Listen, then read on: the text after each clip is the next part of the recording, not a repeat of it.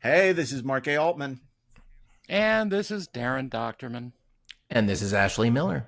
And we are the Inglorious Treksperts. Treksperts. We did it right, you guys. I'm not so sure about that. I'm not sure that was right. There's some timing problems working remotely, but that's fine. Yeah, I think if we were in the studio, it would have been better. But we're never going to be in the studio again because Ashley moved out of Los Angeles. There are rumors that DAREN might perhaps be moving out of Los Angeles. It will leave me, but it will leave me, regrettably, in command. The last Angelino. Yeah, that's right. It's the last. Forced to wander. It's the final Angelino. Okay, whatever. That's not working. So that was not great. What a the first panel we did on Friday at GalaxyCon Oklahoma City was so great. It was Terry Farrell and NICOLE DEBOER. We never. I don't think there's ever been that much adorable on one stage, and I'm talking about us, but they were pretty cute too. Oh my gosh, how delightful were the two of them? And you didn't really know because a lot of people, at least in the virtual world, pit them against each other because they think, oh well, NICOLE replaced her. There must be acrimony between the two of them. They must not like each other, because just think about how the two Darens probably felt in Bewitched when he was replaced. When Dick York, on Bewitched, not from Inglorious Treksperts. No, yeah, not the evil DAREN. No, I'm talking about 3. Bewitched. I'm just saying, right, that there was probably a lot of acrimony when suddenly, So I'm thinking, we're all thinking, well, how's this going to work? Because maybe Terry doesn't like NICOLE, or NICOLE resents Terry. Because people say I love Terry Farrell as Dex, but I don't like you. I mean, we didn't know. So, I hate you. But I love you. So but we are exactly the same. And of course, our loyalty was to Terry Farrell because we love Terry and she's doing the documentary with us. And, so we were all prepared. I was prepared not to like NICOLE. If Terry said to me, don't like NICOLE, I wouldn't have liked NICOLE. But she didn't. She said, NICOLE is great. Because I said before the year, I said, do we like her? Do we like her? Because I was not going to be nice to her if she said, don't be nice. And she said, no, we love NICOLE. She's great. I'm like, okay, well then, and she was right. Then we love NICOLE. We do. She's awesome. The two of them were amazing. Yeah. And we had so much fun with them. You can hear from the very beginning of this episode.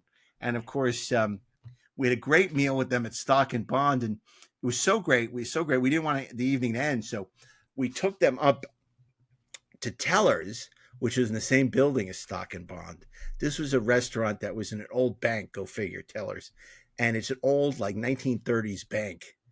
And we took some pictures and everything. But we'd eaten there the night before. And straight out of the Untouchables. Yeah. Including, there's this whole weird thing where, there was this woman who was going down the stairs with, her baby carriage. No, and all of a sudden, she lost control of it. That did not happen. Wait, no, that did not happen. It was an escalator. Sorry. But the baby started just going down the escalator. The only thing I was disappointed because the meal was good, the waiter was good, but I had friends that went the next day to Teller's, and they told me the waiter gave them the whole history of the building, which we didn't get. Yeah. And apparently it was the only bank in Oklahoma City that was never robbed because they had 4 crow's nests where security guards with shotguns stood. And so if anybody tried to rob the bank, they would shoot them, right? Boom. Yeah, boom, boom, you're dead. Boom, you're dead. So Frank Nitti was up there, so they went at length and described this whole fabulous place. But the great thing is sometimes when a place is really that beautiful, it's all about the architecture. It's not about the food. But this was both. They had good food and a gorgeous, gorgeous setting. Yeah, it's just a delightful experience all around. There's just something to be said for enjoying your meal and feeling like you're in a place that is just relaxing and lovely, and just the attention to detail in the architecture and the design of that building just made it feel like everything had the same care and attention to detail. Yeah, because we had told Terry and NICOLE, we'd said to them, we said, look, we know everybody's tired, but you got to come and see this. You got to see this restaurant. So we went up and we went to the bar there, and they just were amazed by what a beautiful place it was, and Scott Mans, and we got too. our picture taken, and you can see it on our feeds. Yeah, it was funny. The woman, to her credit, took like 8 pictures, one of which was usable. So, but at least she took, to her credit, she took multiple photos. So that was good.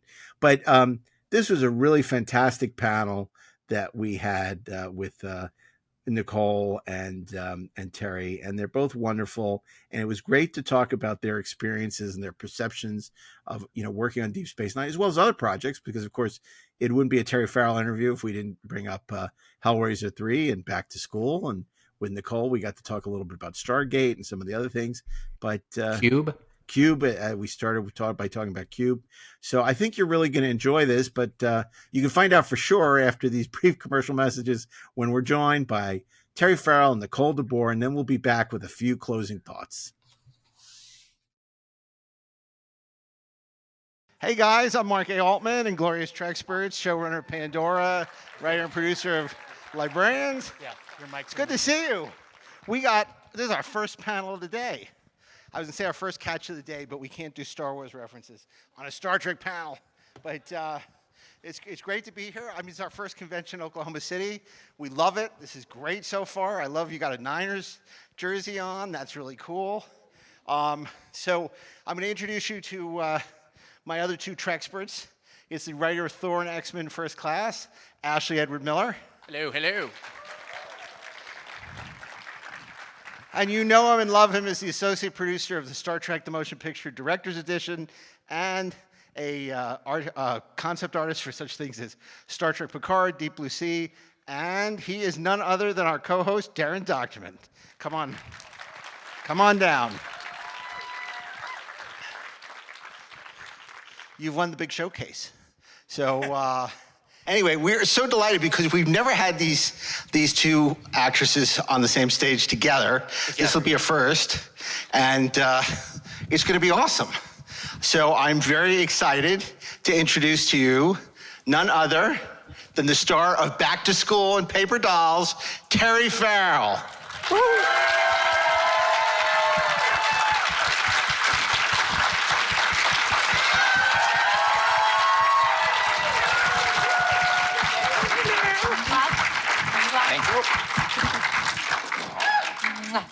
That's it. Thank you, everybody. Good night. Good night. Okay. And making her first appearance as part of this panel, and hopefully not her last. Calisthenics are really important. This is so great. These things. I needed the exercise. Me too. Okay. Squats are Look, great you for do you. the deep squats. I do. You clearly do yoga. Yes, I do. Yeah, okay. I do French fries, so it's not the same. But anyway, so I'm sure we want to bring out, you know her from The Dead Zone, from Cube, she's on Matlock next season. Not with Andy Griffith, that would be difficult. It's Nicole DeBoer. Woo!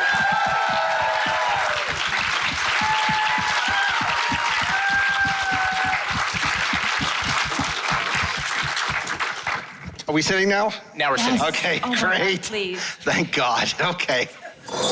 Well, Our flight was so delayed, it didn't get to my room till 3 in the morning. well, you can sleep during this panel. I was going to ask Yeah, you. it's I knew fine. you were coming That's what in I do. late, but I didn't know it was that late. So late. Oh my God. Not planned. No. Weather induced. Weather. Well, yeah. Terry, we were going to have you on for a half hour and then bring Nicole on. Okay. But you would have to leave. Yeah. But you would have to leave. Is You that know. 6 Too 7 soon? an hour? Is that? Too soon. Okay. Um, Darren, you're mean. I am, Darren. I am. I'm a Okay. totally You know what? didn't I try to want to close talk about because Ashley, Nicole is in one of the great unheralded sci-fi movies of all time. I remember going to the Sitges Film Festival, I think it was 1997, Vincent Natalia's Cube, which you're wonderful in. It's like a Twilight Zone episode come to life. Yeah. And I'd love to know a little bit about your feelings about getting involved with that. And you do so many indie movies and you never expect anything to come of any of them, right? You're lucky if it got a theatrical release, got great reviews. Yeah. Tell us a little bit about that experience if you can recall. Yeah, you're right. It's surprising. It did well. You don't think about that. That came out of the Norman Jewison Center, started by wonderful Norman Jewison, who we just lost recently, film director. He started that center in Toronto, and you can take classes there to be a director, a producer, an actor. So Vincenzo was in the directing track, and at the end of the year, they select one person's work to get a budget and create the film. So he won for that year, and they made Cube for he got a budget of like $250,000 or something, which is like nothing, and then they cast it. Through actors in Toronto, and we're all told this is ultra low budget, and you get paid a little bit of money, but there's also you'll get money in the back end should the film make any money, which they never do. So your agent's like, which it won't, but it would be good for you to be in a cool film, and you're like, yeah, sign me up, sounds great. And it took under 3 weeks to film. It was all just in a little warehouse they rented and built the set, which was literally a cube, 16 by 16 by 16, cube feet. And it was beautiful. It was really great, but difficult to fit everybody in it and the crew and everything. So it was very claustrophobic, which was good. It lent to, for the actors, it really helped. And just for the whole process of making this creepy, scary film. 5 people wake up in this cube thing. They don't know how they got there. And then they start to, as they try to advance into the other rooms, they have to be careful because it can also slice you and dice you up and all these wonderful things. Yeah, it's a great film if you haven't seen it. It did very well in France. And, have you guys seen it? I haven't seen it. Let's go. Oh, you have? There you Terry, go. I love the reaction on your face because you did Hellraiser 3. People are being torn apart in front of you. You're like, not sliced and diced in a box. Never. Yeah, but to be in like a stop and chop thing is like, Yeah, that you gotta be sounds... careful. Yeah, right? Stop and shop. So it was, I made it up. yeah. It was There's one of those out on the highway. cool. No Well- fancy dressing rooms or anything like that. David Hewlett, who was on Star Trek, Stargate Atlantis. We knew each other from way back, and he's also in Cube, and Andrew Miller. And we just had like one little room that was our green room, and we changed in the bathroom. Very small, which is great. It's a, I don't want to do it for everything, but it was nice for that. And again, lent itself to the type of film we were making. The ultimate bottle show or cube show. Yeah, and then we were just pleasantly surprised that it ended up doing so well. But that was on Vincenzo, He has such a wacky mind and imagination, and the script was excellent. He did a small version of that, a short film called Elevated, which you can look it up and find it. And it's like a woman getting in a parking lot late at night, and she gets in the elevator. But then she's trapped in the elevator. So it's very similar, and he's really good at that sort of building that, And so Cube was like a bigger version of 3 Elevated. weeks is such a short amount of time Yeah. to get any kind of momentum going for the We got right in performances. there, It So- sounds that way. I mean, Yeah. did the director know that was going to be a thing to overcome and start you out in a certain way? I think maybe, and all of us had done theater too, so I think that, maybe part of the casting was just sort of getting a good feeling from us Right. that we would be able to get in there quickly with him. Did you have amazing. rehearsal time? We had a little bit of rehearsal time, but not really. Yeah, it was like Wow. the Well, first That's day. amazing. First, Terry, I have to say my hamstrings are hurting now. No, but the second, It should be in your glutes, man. The second thing is, we always ask you about the other pals because we can't help it. Your first movie, Back to School. I mean, of course, it's Rodney, it's Sam Kinison, it's Keith Gordon, and so. Yeah, he's no slouch. So we just have to, before we move on to other things, because, for a young actress making her debut to work with these larger-than-life personalities, particularly Rodney, what was that like for you, coming out of modeling and, now you've studied with Stella Adler, you're ready for anything, and now you step on the set and it's guy gets no respect. Well, I had a little run up to that. I'd worked with, I did Paper Dolls, which was Lloyd Bridges, Morgan Fairchild, Mimi Rogers, Dak Rambo. Jonathan Frakes. Jonathan Frakes! Yes, he played Morgan Fairchild's assistant. And I'm trying to think of... And you told me he wasn't going to amount to West Side anything. Story. I did not say No, that. you didn't. Who was in West... West Side Story, the original or the remake? No, the man. Richard Beamer. Richard Beamer was also in Paper Dolls. I prefer to think of him as Richard Beamer from Twin Peaks, but From okay. Twin Peaks. Okay. No, but so I had done that, which was kind of like... and actually I'd done... I worked with Faye Dunaway. Look at that, they're bracing themselves for a Faye Dunaway story. Yeah, so Rodney was like, yay! He was great. He was very nice to me. I was really nervous in the interview, the audition, and he was like, don't worry, we really like you, so just try to relax. I'm like, try to relax. You have an audition and you don't expect the star to be there, and he's sitting right there, and I didn't recognize him right away because his hair was snow white, so I didn't know he had snow white hair, like DAREN, and I sat down and it was like, oh, it's him. Oh. Just sort of one of those moments. I don't know who that white-haired guy is. Oh, it's him. Oh, it's DAREN. Yeah. That would have been terrifying, honestly. How was that other actor in the show who didn't really amount to much, Robert Downey? Oh, yeah. Yeah. Whatever happened to him? I don't know. Oh. But we had fun getting drunk and hanging out. And Nice. That sounds on being brand. generally bad together. Nice. The two of us. Well done. Because we really didn't, me and Billy Zabka, we didn't have a lot to do with the three of us. Yeah. We're sort of waiting for... Yeah. Waiting for the scene where you were looking at the triple Lindy. Exactly. Yeah. Well, I gotta ask you, because I know this is, this really pitted the two of you against each other, and it is controversial, and you may not want to talk about it after all these years, but you were in a Twilight Zone, you were in Outer Limits, so which is better? Girl, how about no. It's amazing no matter which one, right? They're both epic, legendary shows. Yeah, they're both great. I mean, I love both of them. You know? I didn't know Outer Limits as much. I like Twilight Zone better. So I kind of tipped that way. Honestly, I'm done with people pitting us against each other. It's like a bummer. It's a bummer. All right, well, there goes the last 10 minutes of this panel. Right.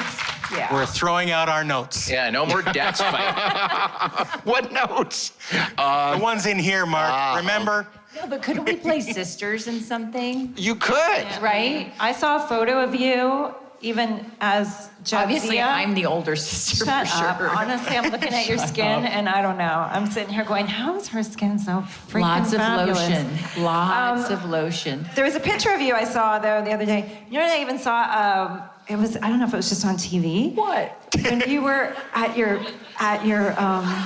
You're it. what do you call it? Oh my God, your bachelorette party, I guess, on Deep Space Nine. Oh. I thought you were adorable. Oh my God, so good. And I kind of was like, wait, I see a little bit of like Esri in there. Like I see, and then your blue eyes. I'm like, How I see, cute we is look that? like sisters. Like, I see a little bit of Esri in there. Or you and me, the other way around. You know what I mean. Does it the matter? other way around. It doesn't matter. But, oh, it was so good, though. I love that episode. It was so cute. Is this the moment we lost control? If you could do... If you could, I will just watch you go. But if you could do a movie as sisters, what genre would you want to do? Oh. Like, what would the film be? You don't need to write it. You have writers here. But what genre? Rom-com? Horror? Both? Horror rom-com. Horror rom-com. That kind of fucks me up a bit. Why? I kind of don't know how to wrap my brain around.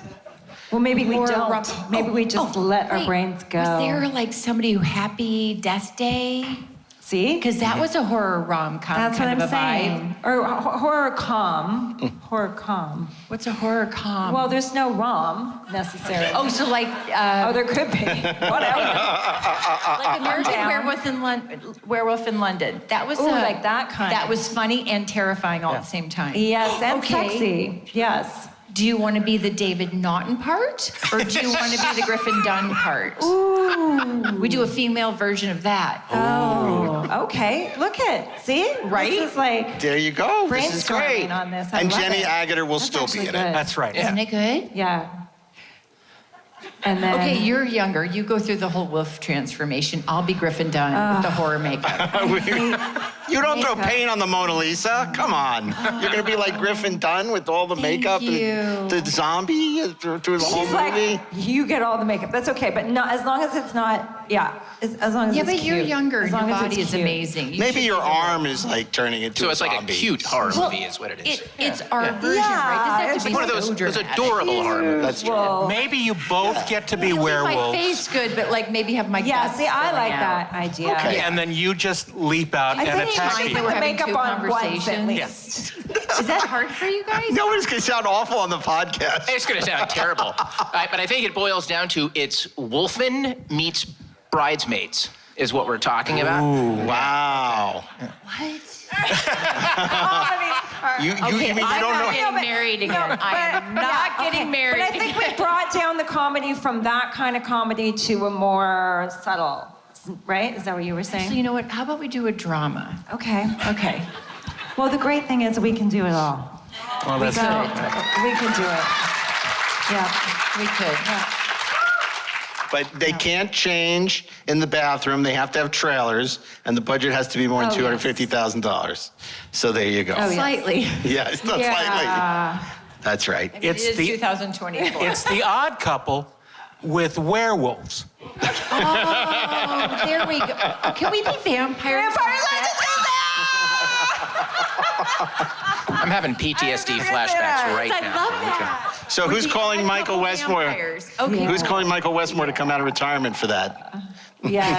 She can do it. They are best buds. She can do that. We can make He this won't, happen. But we can get somebody from yeah, that from his from his daughter's show. from his daughter. Yeah. Yeah. Mackenzie's show. Face Off. Yeah. The Odd Couple, Neil Simon's The Odder Couple. Oh my God. Wow. I think you guys are onto something. This is very interesting. We're definitely on something. I suppose they want us to talk about Star Trek. So, Star Trek, what's that? Star Trek. Okay. I mean, I know it's in the nothing name of the about podcast, and it's I like, know you nothing- guys. But wait, I know nothing about Esri. So why don't you ask Nicole, and we'll just kick back. You can ask her the questions you always wanted to know. And I am doing the podcast Delta Flyers Journey Through the Wormhole, and one of the cool parts is I have not seen the 7th season.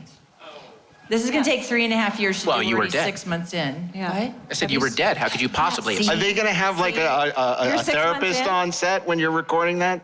Like Yeah. when you're watching 7th season, are they going to have a therapist there to deal with issues from watching the 7th season? It's like going to your own funeral. That's so weird. Isn't it weird? Yeah. Yeah. I don't know because I haven't seen it yet. Okay. It will be. But yeah. But anyway, so that's interesting because you'll be watching, but it's the same thing like Walter's doing, like the original show, and he wasn't in the. So it's interesting. It'll be interesting your perspective on that. Well, I think actually we experienced the hardest part of it in real time because I didn't want to die. Right. And it was really hard to get close to you because I was angry at them. And also myself thinking, how could I have handled it to make it work out the way I wanted it to? And it just wasn't going to happen that way. Well, and plus you love that role. You got a really wonderful role that you played for 6 years. And I mean, let's face it, for a young actor to be thrown into this, having to play multiple lifetimes, men, women, I mean, it's this orphan black melange of stuff, and you did it with such finesse, and you gave your all. And obviously people don't know, but back in the day of 26 episode seasons, it was brutal because you guys were working nonstop. You were working Saturdays, you were working ridiculous hours, and then you had a couple of weeks during the summer hiatus, and then you're back. Fridays is a real thing. It's a thing. So, no. So I just, I don't want to dwell too much on the negative because it's so wonderful that you guys have this bond, having, given the negativity that you might have had at the time. So let's start with you, Terry. I know we've talked about this before, but they may not be familiar about sort of you were put from the very beginning in a very tough position because they didn't have a DAX and they needed something. They were already shooting. David Carson was already shooting the pilot, and you get dragged in to audition with very little time, very little understanding, very little direction, and that was the challenge. Can you talk about coming into audition and discovering this role and how that process went? Well, they wouldn't see me from the springtime until August. And I didn't get the part until August 24th, but I don't remember when they started shooting, but it had to have been the beginning of July. That's usually when we started our season, so I'm sure that must have been when they started the pilot. And by the end, everything was pretty much everything they hadn't shot with Dax. So they gave me a forehead initially. We shot that for a couple of days, and then the powers that be said, what the hell did you do to her? Back to the drawing board, so they're still shooting without me, and they figured out the spots, and then I come back, and then nothing is left except for everything I'm in.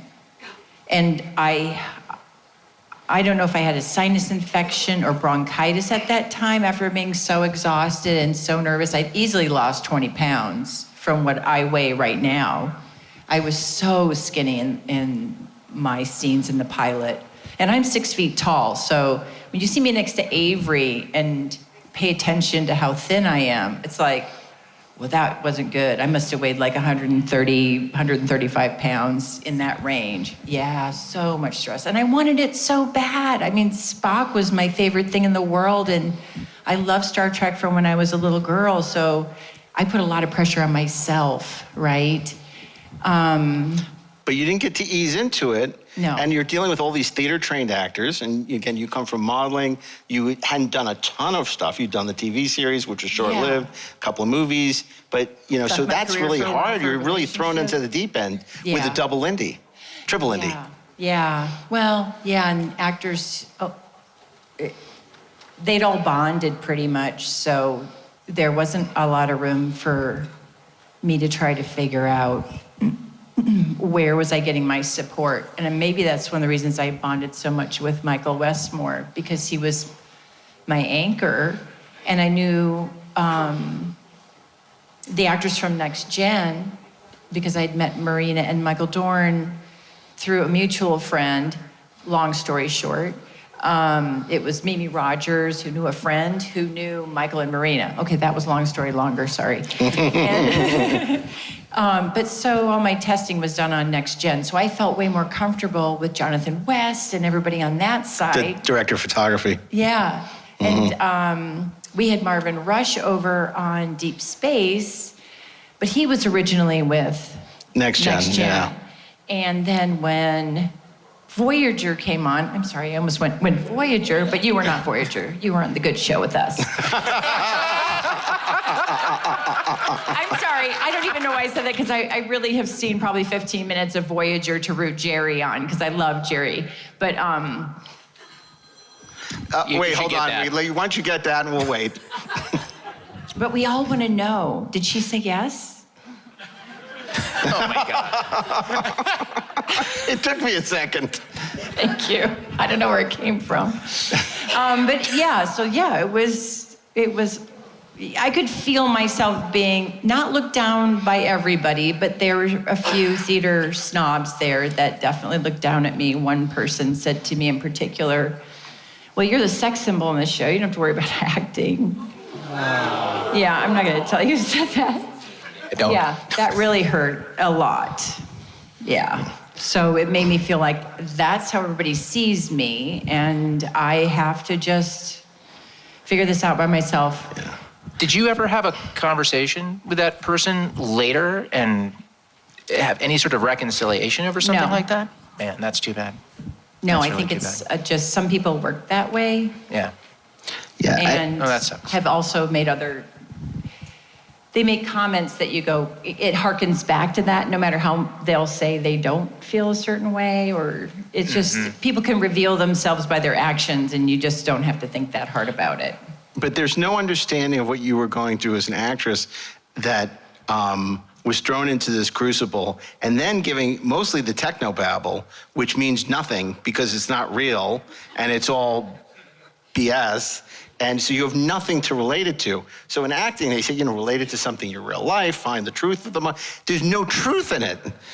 But I would make my own story with it, and I'm sure you can understand that. I would make my own kind of, I'm saving my sister and my nieces and nephews, not whatever the race was or the entity. I made it personal to me so that when I was doing it, it meant something to me, right? And then memorizing the different things were like car parts or, I don't know. That would be better, actually, if they were car parts. Who needs an EPS conduit? Right? Yeah, the plasma field. That thing outside it's your the carburetor. car. Yeah, it's a carburetor. I want to ask Nicole, because it was very different for you. And in fact, you were sort of given a gift with the role in that she was inexperienced, she was naive, she didn't know what she was getting into. So as someone coming into the 7th season of a show where everyone knows each other, where you're playing this very complex role, it kind of, the role they wrote for you is sort of paves the way for the performance. Was it easier? What was your transition like? Well, when you said you were given this gift, see, I thought you were going to say kind of the opposite, because what you went through was from day one. Beginning day one, as you being that series regular and everything you went through. But she jumped in. I jumped into a fully realized universe, a fully oiled machine.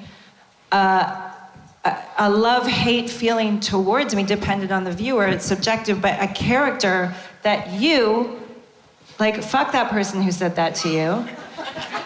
Thank you. You created a character that was so beloved. That's why people were so upset when you were gone. You created a fully realized character of Jadzia Dax that people loved so much. And you were so brave to come in and go through the same thing that I went through in a way. Yes and no, because I didn't watch, if I had watched the show, I would have been way more nervous. I didn't watch Deep Space Nine. I watched The Next Generation, and then I don't know, I was at an age I wasn't watching TV in general at that point in my life. Plus, I had a boyfriend who auditioned for Siddig's role, and because we loved The Next Generation, and we were so excited. Oh my God, you auditioned for Star Trek? And he didn't get it. And then we were like, well, forget them. We're not gonna watch that stupid show when it comes out. So that was another reason I didn't watch Deep Space Nine. And so when I finally, got an audition or got the call to read for it, I thought, I don't know it. It all happened so quickly, the audition process to being on set. I didn't really have a chance. And I'm so thankful, because I would have been way more nervous had I watched it. Had I, followed that show and knew exactly what I was, oh my God, are you kidding me? They killed Jadzia and now they expect me to come in there? But I didn't know, thankfully. And that's what made it easier. And then I came into this fully realized, I say it was like Alice in Wonderland being dropped into this fully realized place, this well-oiled machine. And I just had to trust when they said to me, don't get freaked out, just try to think of it as a new character. And I just went with that. I said, okay, that's what I'm gonna do, because I don't wanna get myself freaked out, and I didn't watch the show. And it all happened really quickly. Did you feel any of that sort of stage snobbery? I didn't, but everybody seemed a little tired by that point. Like they've been doing it for, not in their acting when you say action, you know what I mean? But like years of, all the makeup, all the long hours, all the fratter days. That was something I did notice. I felt like I'd worked a fair bit in Canada on both Canadian and American shows. I'd been on series at that point. I had never seen hours like that. I thought coming to Paramount, like it was gonna be cushy, it was, and it was not. It was long hours, craft service. So I was like, could I get a tuna sandwich at 11? Ooh, okay. And they got me a sandwich and they said, could you eat it behind the curtain over here so other people don't see you having it? Oh my goodness. What? So, no, I didn't. Secret tuna sandwiches, you heard it here first. Yeah. So Why don't you have that in your trailer in your refrigerator? Did you bring enough for everyone, Nicole?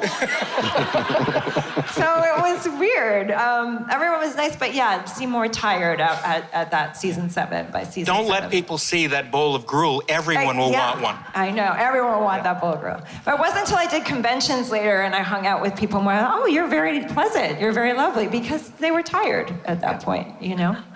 And it was such a dark and somber set. So it wasn't like fun and games. And people ask, what kind of jokes did you have? No, that's not really how It was Deep Space Nine. Did you watch the show?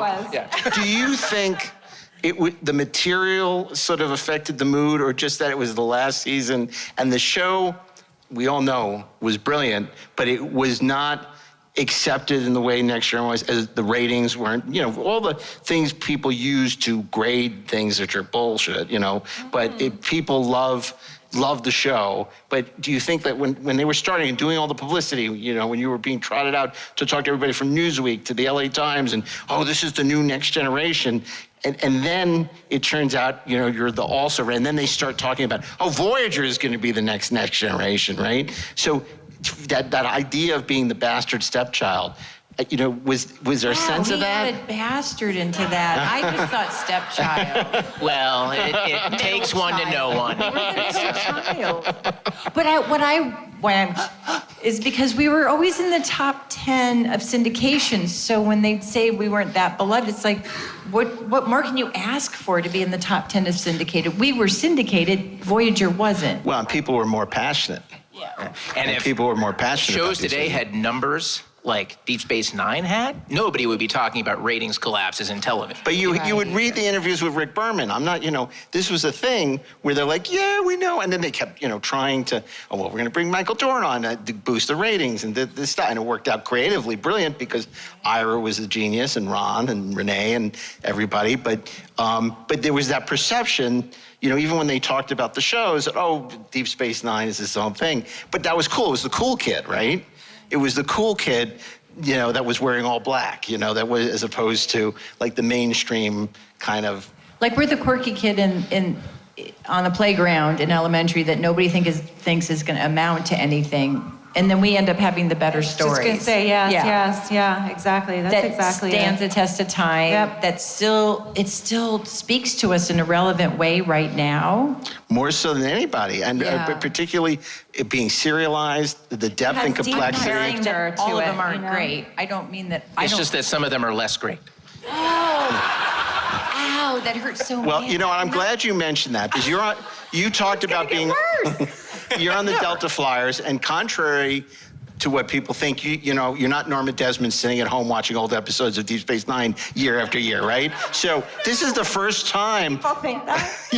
you're watching probably in 20, 30 years, right? What has been your takeaway, like overall watching it? Oh my gosh. The first season I was like, okay, the makeup, I can see that, I can see this, I can see mistakes all over the place. That drove me a little nutty.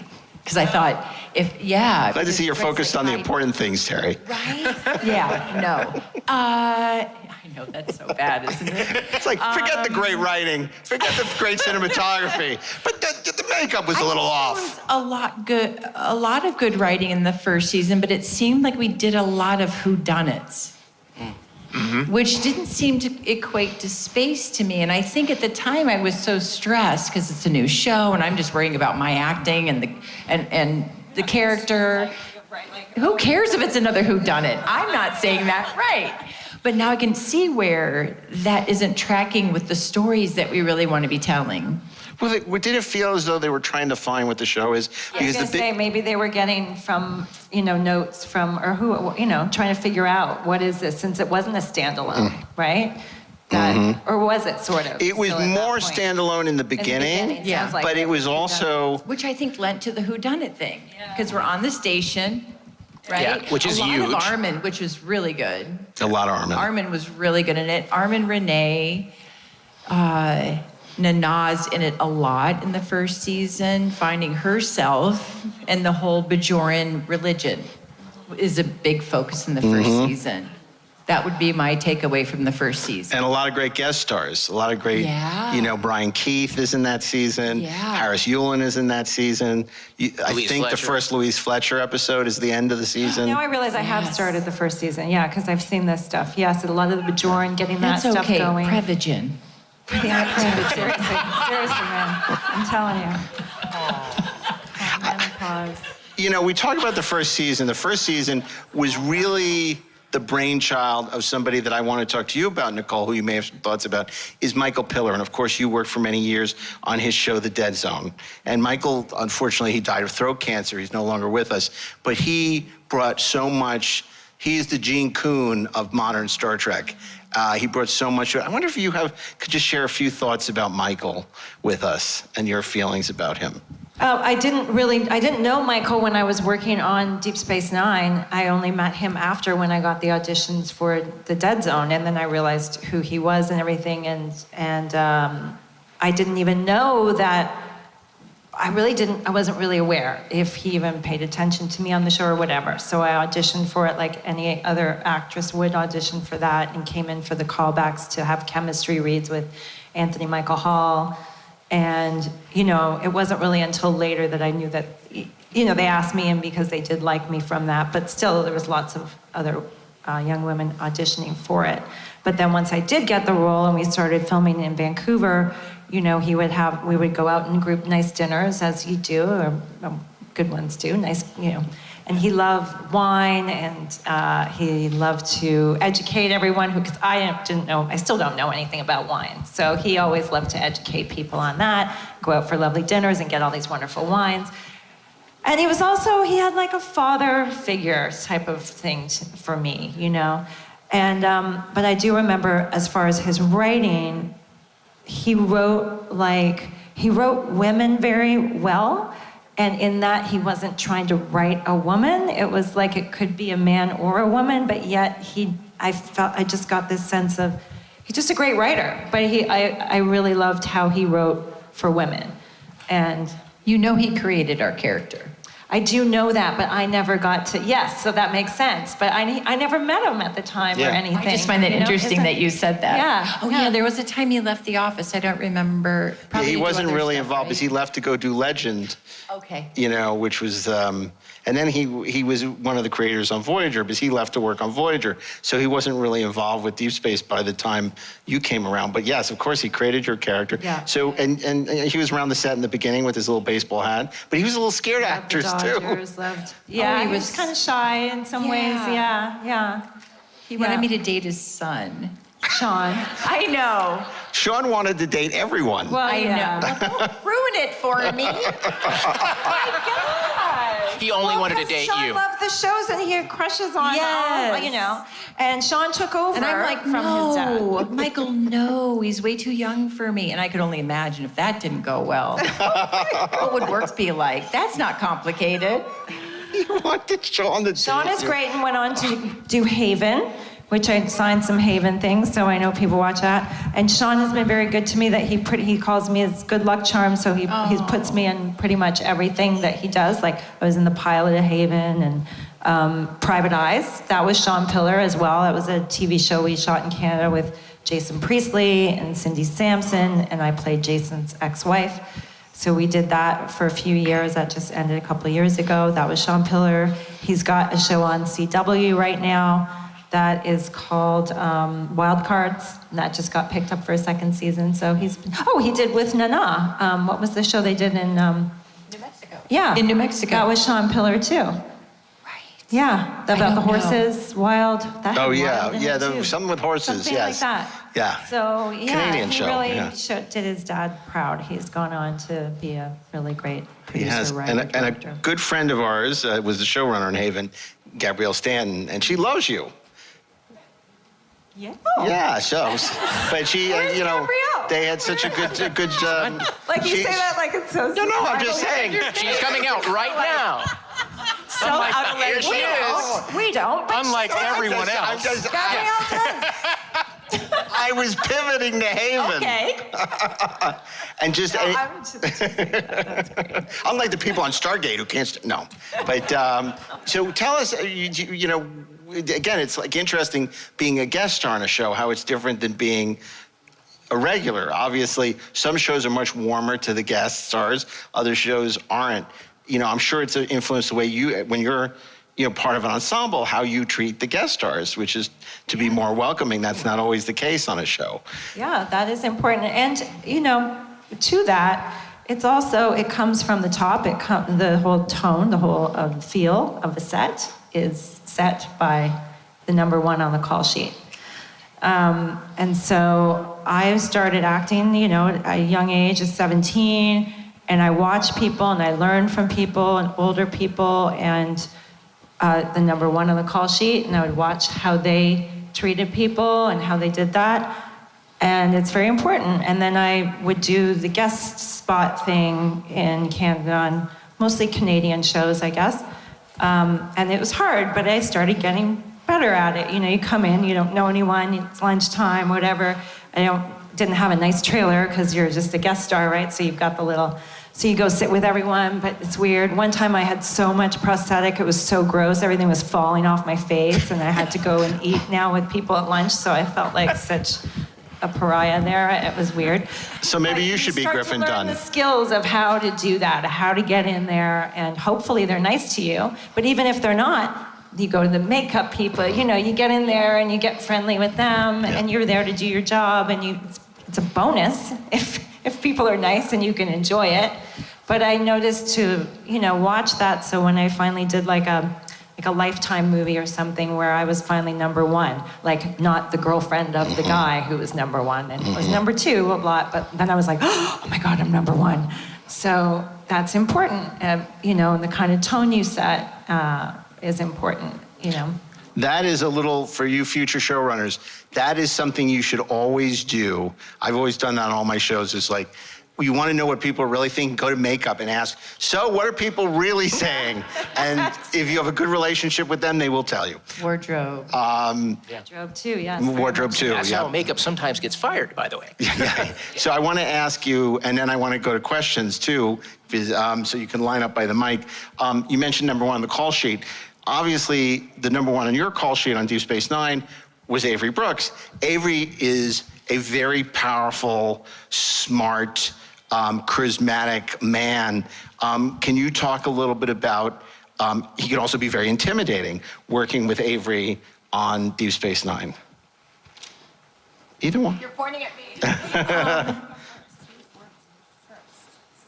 I would say the first time I had a scene with Avery where it was just he and I, he called me old man, but there was this tone of kind of aggressive challenge, and I had to be really super relaxed about it. But it was like during the pilot, during my 1 week of everything, it's the Terry show, oh my gosh, which, you know, I'm number 5 on the call sheet. I should have a little bit of a back seat here.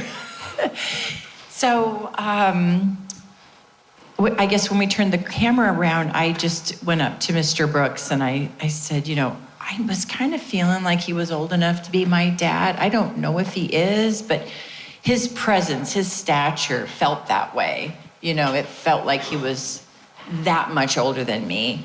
And I just said, you know, look, Avery, I'm just this 28-year-old trying to pull this together, and would you please help me, because I'm really intimidated and I don't know how to one-up you in this scene. I can't do that. And it was like that broke the spell of what, I guess, him trying to figure out how far he could push me or something.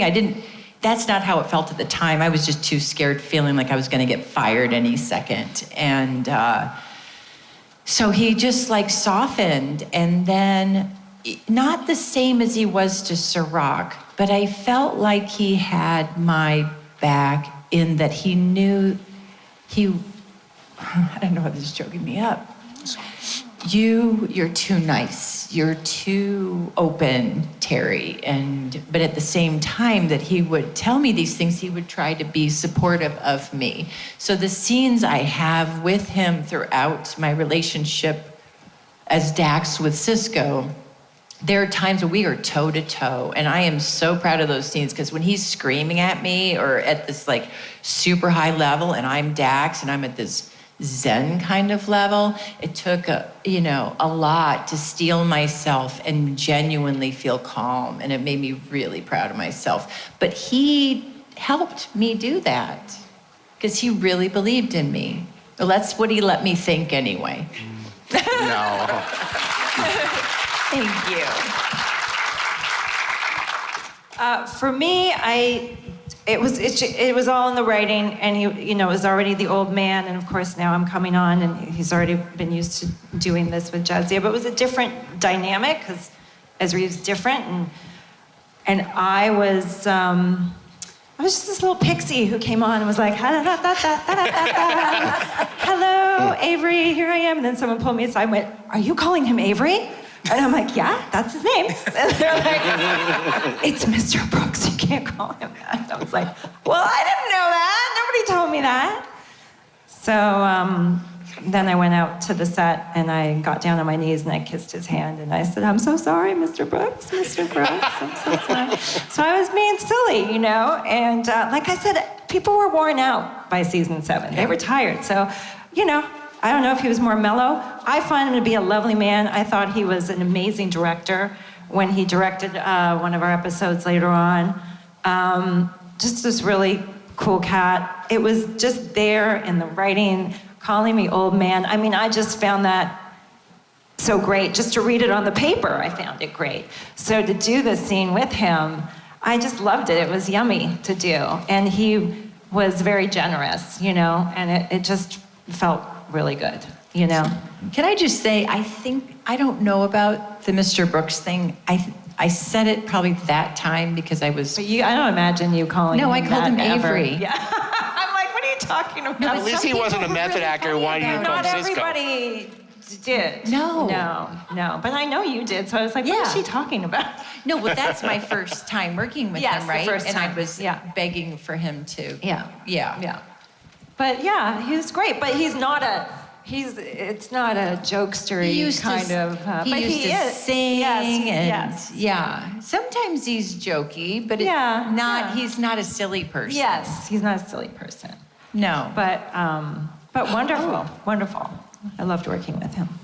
Yeah, me too. Yeah, we're ready for you. Bring it on. Well, first of all, I wanted to say this is the first time I've had the chance to see a Deep Space Nine panel ever, so I think that's awesome. Oh, yeah. Welcome. I was a rebel at the beginning. I was a Next Generation, 80s teenager, loved Next Generation, was mad when it ended, and was kind of rejecting Deep Space Nine. Ooh. I was kind of rejecting it, and I actually didn't watch it until probably mid to 2010. Started watching it when things started streaming. And That's a lot of rage. Yeah. And so I started watching that, and I had never heard the story you were telling a minute ago about how you got thrown in at the beginning and I'd never heard any of that. So I'm shocked because you were my favorite character in the show, and I had never known that was the way you got thrown in. I thought you were the glue in the show, and that, I don't know, I just loved you. And I can't believe that was not. Thank you. And then when you died, I was sad, but I loved Ezri, and I love that you called yourself a pixie, because that's exactly how I saw you. It was so cute, and I wasn't mad at you. I felt sorry for you. That's the way I was like, oh my goodness, cut this girl a break. She cannot help that she has this thing in her body, and she's trying to be 3 people, or 20 people, however many people it was, but the question I have is just kind of a silly one. I've always wondered it. I know you got pretty close to Michael Dorn. I was thrilled when he got brought on there because, like I said, I was a Next Generation fan. But you guys got married, which was so fun. But I wondered about your makeup. I loved your dots. I thought it was so cute and just beautiful, but then he has all that makeup. So whose makeup took the longest to do? Oh, well, definitely his. Oh, the prosthetics, I guess. So. Yeah. Prosthetics, he had a wig. I had a 3/4 fall, so Michael would do, I think this is how we did it. Michael would do my regular makeup. Then they would do my hair. And a 3/4 fall is when they pin it here, so that my hair would be the same length all the time. I didn't know, you always wore that. Yes. Same hairpiece from episode 1. That was your own hair. Because those It is. What you see in the front is my hair. Just like Shaq? Yes, it did. Like, I used to eat Advil. Oh, I even that's got awful. gastroenteritis from Advil. I think I have that too. But maybe it's the symbiont. This may be the best panel we've ever done. Now I'm seriously worried about her now. Don't worry, we'll get you help, I gotta sweetie. talk to my doctor about this. Mental health is real. No, but I think altogether I was 2.5 hours, so he had parts glued on to him and everything, so. Yeah. I had heard his was really long, but yours seemed to be, I know it was more makeup and less prosthetics, but it was just beautiful how it was done. So it took a while, so. I know. Thank you. You're welcome. Thank you for asking. We're going to need to race through these if we're going to make it. I'll be quick. Thanks for coming to Oklahoma City, everybody. I just had a quick question. Hey! It's been nice seeing some of the other 90s Trek actors come to the recent shows, and I was just going to ask if you guys had any urge to put the uniform back on. Right For now? what reason, you know? I don't have an urge to put that uniform on ever, I'll tell you. It's not like, you know, it wasn't the most comfortable. It wasn't the most awful thing in the world, but it wasn't the most comfortable, and it was like polyester or whatever, I don't know. But I would put it on for certain reasons, yes. That was figurative. I would say yes, although since I've already passed and she has Dax, I would have to be my Never say sister. never. You never know. I mean, Spock's died like 4 times. Or she's just versions of herself. Well, if we saw the episode, but you must have done it too, obviously, where you summon up someone from before. I just summon you up at the start and you stay the whole time. Right, like Chintara. All of me. That's all it takes. There's no orb of resurrected actors? Isn't Picardo, isn't he a hologram? Yes. Yes, there's that. I could be your hologram. There's so many ways. So many Yeah. ways. So many Okay. ways it could Thank go you, down. guys. Thank you. I think it should be women of Star Trek, and we should Yes. be all female characters on the bridge. Yeah. Thumbs up. First of all, hi. I'm really proud to be following Barf. It's only up from here. Yeah, definitely. Look, this is to Terry. My favorite episode on DS9 is when you were sitting at the table with the 3 past Klingons. John Kalikos is my hero. I love that man, his acting talent. And I just wanted to hear your point of view from sitting across those 3 greats. Michael and Sarah, John Campbell? No, John Colicos and Bill Campbell. Bill Campbell. And Bill Campbell, William Campbell. Oh my gosh. Well, first of all, it was like, it's one of those dream things where they treated me like I was a movie star, like we were back in the days when they were on the lot and that I was signed with Paramount. So they would wait till I got there. I was the lady. They were, oh my gosh, it was like, wow. I mean, I wouldn't have, they were all way too old for me, but it was really fun to be treated like a lady. I mean, that doesn't happen very often anyway. So they were perfect gentlemen. I know it was more challenging for all of them because they were way up there in age, especially compared to me. I did more of the bouncing around than they did in the fighting scenes and stuff. But there was one moment where we all had, and we only used these bat lifts in this one shot, and all 4 of us had these polished Dan Curry bat lifts. I have mine at home. And For home defense. home defense, yeah. And I know how to use it, so keep that in mind. But we're all walking, there's fire behind us, and it was amazing. And it was fun to do scenes with each one of them individually, like in Blood Oath, where I had to talk each one of them to go on the mission with me. Now, here's the bad news. We only have time for one more question. The good news is they're going to be here all weekend, and they're going to be at their booth, so you'll have a chance to see them. And I wanted you've never done a GalaxyCon here in Oklahoma City, so when the panel is over, it is their tradition to take a group selfie. So instead of running out the door when the panel's over, come up by the stage, and they'll stand on the stage. Nicole hasn't been to GalaxyCon either. And the photographer will stand here and take a selfie of everyone. So let's do one last question. And then again, I'm sorry, time management is not one of my strengths. So come see them at their booth all weekend long. Go ahead. Okay, I did not want to be the last question. So make it good, no pressure. I wish I was Barf. My favorite part in this room, Matt. My favorite part of DS9 is the relationship between Dax, both of you, and Worf.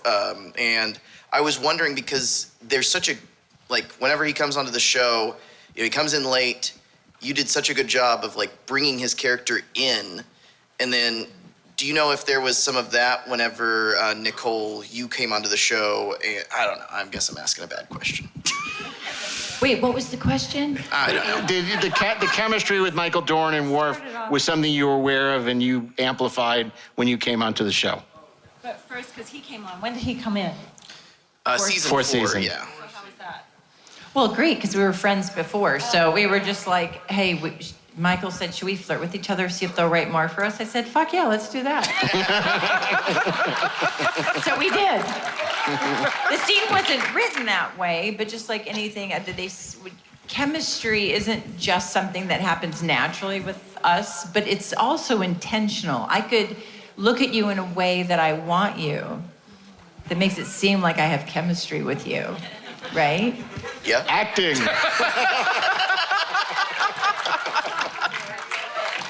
So, but it works, right? And Nicole. 100%. I think it would work better if you were closer. You understand what I'm saying, though, right? I do, and Right. yeah. And so Wasn't such a bad question after all. Yeah. Pretty great question. And did you? I don't give away the seventh season because I haven't seen it. But What is it really? I just Michael loved Dorn. working with him. Again, for one thing I will say about Jadzia was gone, but she was not gone. And the lovely gift that I had as Ezri was bringing closure to a lot of people, I mean the characters, who were missing their friend, their wife, my job was to help bring them closure. That's what the writers did for her, as well as she had her own little things going on. But I can see clearly now, especially in hindsight, that was what I was doing. That was also my job too. kind of like a midwife for their emotions. Yes. Thank you, everyone, so much. Line up over here. They're going to take a quick picture. And Thank you, we'll see you everybody. throughout the weekend. A lot more panels to come. Thank you for coming to see us. guys. Okay, we're back, and that was Terry Farrell and Nicole DeBoer live at GalaxyCon, Oklahoma City.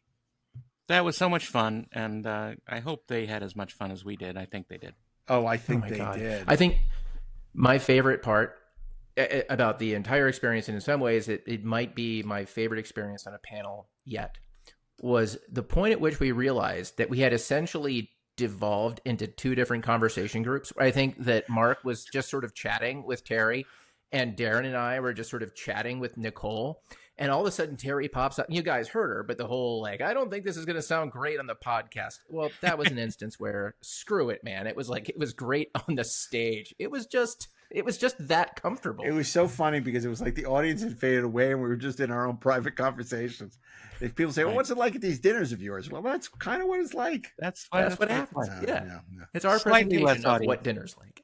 Yeah. And it was great because, of course, we had our good friend Scott Mance with us as well. Not at Teller's, but for the dinner we had at Stock and Bond. And it's always great to have Scott around. But we did prepare them and explain what Metamorphosis was before he arrived, so they weren't completely perplexed. That's right. He was on this show called Star Trek. Y'all might watch it. But they're great, and I'm sure we're going to be doing this again. You know, we're going to be at GalaxyCon San Jose, and they'll both be there, and it'll be a chance for us to sit down with them again and come up with a whole bunch of new stupid questions for them. And I'm really looking forward to that.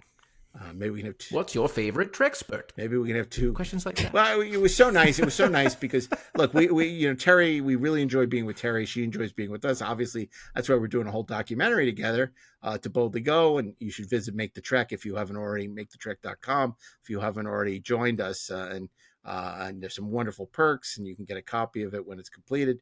But Nicole was like, "Oh my God, you guys are so much fun! I had such a good time," and so that was nice. That was nice, especially since I had no idea what to expect, and I just found her utterly delightful. And indeed, if you want to meet a whole bunch of utterly delightful people, you don't want to miss us at Trek to Vegas this August. 4 days of exclusive programming on the Inglorious Treksperts stage. We're doing some remarkable stuff. We're going to do tributes to Star Trek 3 for the 40th anniversary, Trek 5 for the 35th, Generations for the 30th. We're going to be doing writers panels, directing panels. We're going to be doing panels on the toys of Star Trek. It's going to be like the podcast come to life. All the weird, eclectic, quirky stuff that we do on the podcast, we'll be doing live at in Vegas. You know, but we won't do that. I know you probably won't be joining us for any meals, but you can experience some of the places we mentioned on the podcast yourself, and maybe you'll run into us. Who knows? It's possible. You're not invited, but you might see us. And if you do, come over and say hello.